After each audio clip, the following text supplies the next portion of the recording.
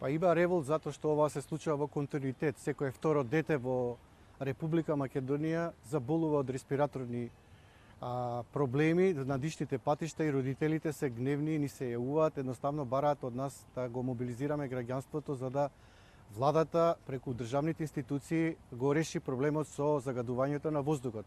Децата имаат право на живот, имаат право на чист воздух и кога се работи за нив, кога е загадувањето во воздух, тука нема компромис.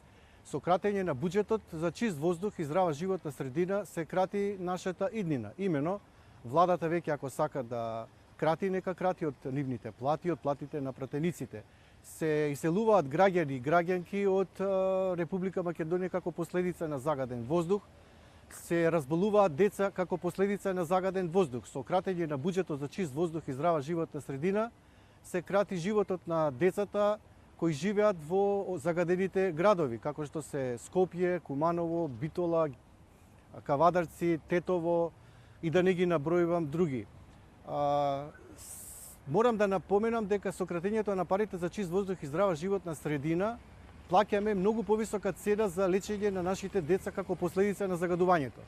Во состојбата со екстремно загаден воздух, вода, почва, нестандардни и илјадници диви депонии во Македонија, намалување на средствата за заштита на животна средина е неприфатливо. Ваков чекор е неодговорен и покажува една генерална негрижа за здравјето на децата и граѓаните во оваа земја.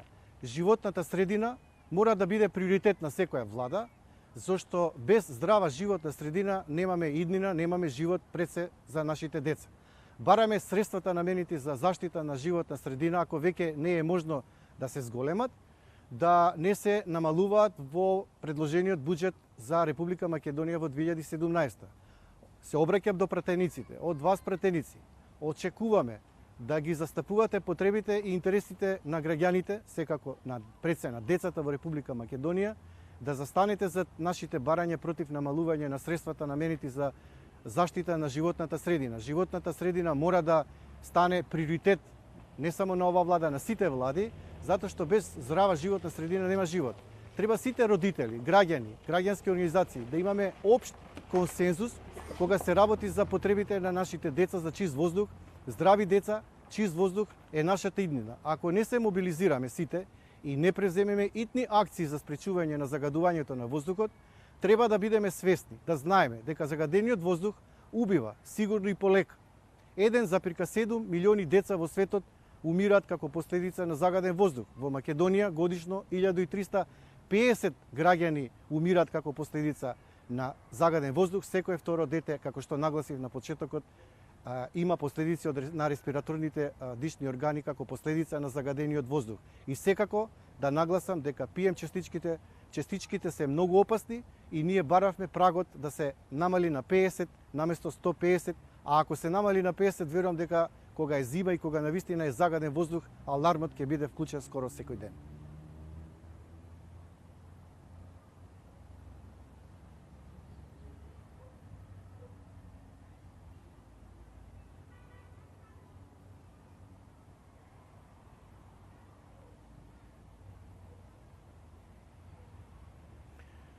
Се јави една пратеничка од Либерално-демократската партија, значи се уште очекуваме одговор од сите пратеници на кои им беше доставено нашата реакција од граѓански иницијативи и издружени на граѓани.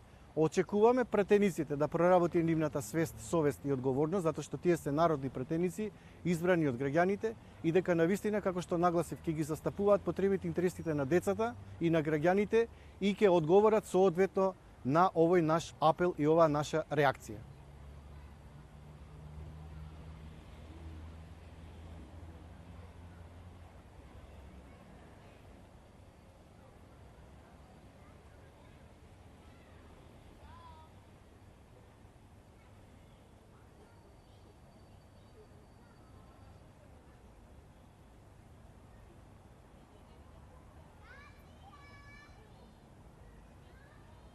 Јас би рекол дека сум повеќе разочаран од Министерството за животна средина, кој не успева да се наметне како главен фактор, посебно кога загадувањето на воздухот е голема последица по здравјето на децата и граѓаните во Република Македонија и сметам дека навистина луѓе кои работат свесно и одговорно во Министерството за животна средина ќе одговорат на потребите на граѓаните и ќе се стават во нивна функција.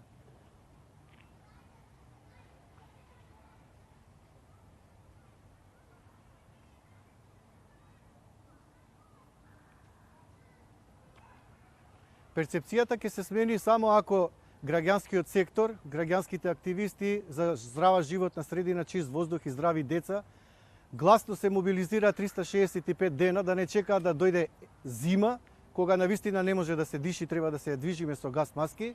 Сега е моментот, во овој период, кога се уште може да се диши, да не се доведеме во ситуација кога не ќе можеме да излегуваме од нашите домови, да идеме на работа и децата да ги носиме во градинка и во училиште.